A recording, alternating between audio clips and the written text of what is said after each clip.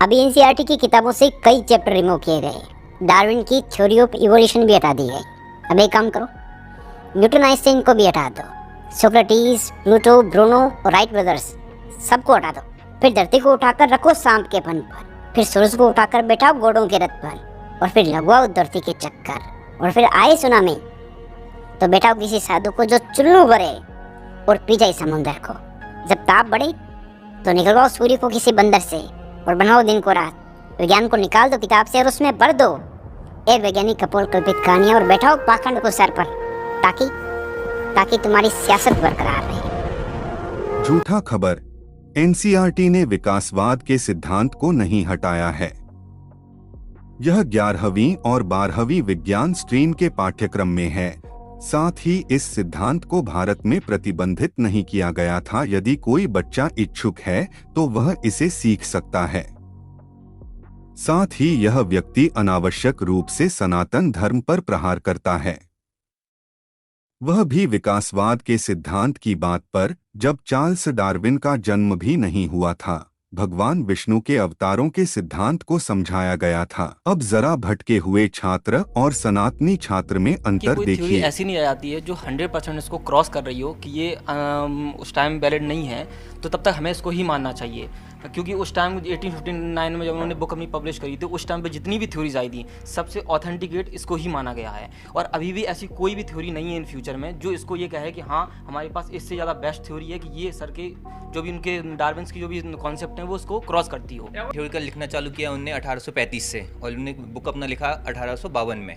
लेकिन उससे पहले हमारे वेद पुराणों में भगवान विष्णु ने 10 अवतार लिए, जिसमें से पहला अवतार क्या था उनका? मत्स्य अवतार।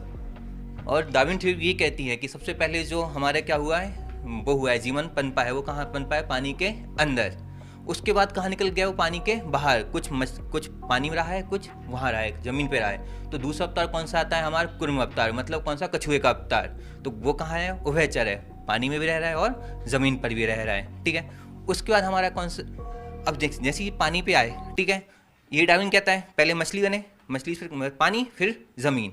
उसके बाद कौन सा आ रहा है हमारा? वराह अवतार। वराह मतलब एनिमल, जानवर, जो जिस पे बोलते हैं जिसको हम, वो आया। और इनने भी क्या बोला कि किससे क्या बने? जानवर आए। उसके बाद हमारा कौन सा चौथा अवतार आया? कौन सा अवतार आया? चौथा वाला। उसमें क्या बोला गया उन्होंने? अब बात करते हैं केरल की। अब मैं अपना निजी अनुभव बता रहा हूँ। केरल का वह भाग जिसे फोर्ट कोच्चि के नाम से जाना जाता है, एक बड़ा शहर है जहाँ जहाज डॉक करते हैं। यहाँ से जहाज लक्षद्वीप के लिए रवाना होते हैं। दूसरे देशों से बहुत सारे लोग आते हैं और लक्षद्वीप में घूमते हैं।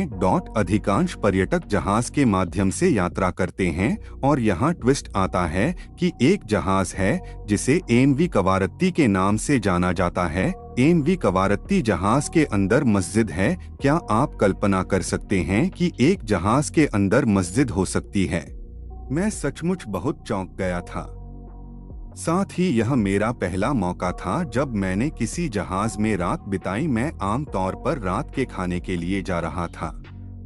मैंने एक दरवाजा खोला और मैं चौंक गया। मैं लोगों को एक जहाज के अंदर नमाज अदा करते हुए देख रहा था। मैं सचमुच कुछ मिनट के लिए गूंगा और चुप था, जो अभी मेरे साथ हुआ था। नमाज अदा करते लोग मुझे घूर रहे थे। मैं उस समय एक छोटा बच्चा था और चालक दल के सदस्य ने मुझसे कहा, तुम यहाँ क्यों आए हो? मैंने बस इतना कहा कि मैं भोजन क्षेत्र में जाना चाहता हूँ और मुझे बताया गया कि मंजिल पर है। और जब आप लक्षद्वीप में होते हैं तो ऐसा महसूस होता है कि आप पाकिस्तान में हैं। अब भारतीय केरल संस्कृति के बजाय इस्लामिक संस्कृति को देखने वाले दूसरे देश के पर्यटक की कल्पना करें। जहाज में मस्जिद क्या दर्शाता है? इसका मतलब है कि लक्षद्वीप और केरल में इस्लाम पूरी तरह से फैला हुआ है।